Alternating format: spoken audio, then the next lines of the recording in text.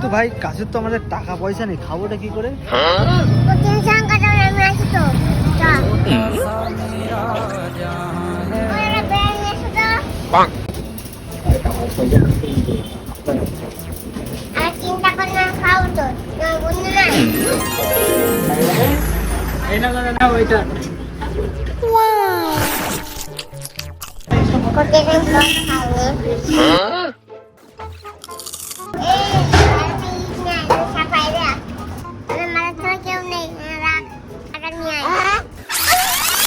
Tecnologia.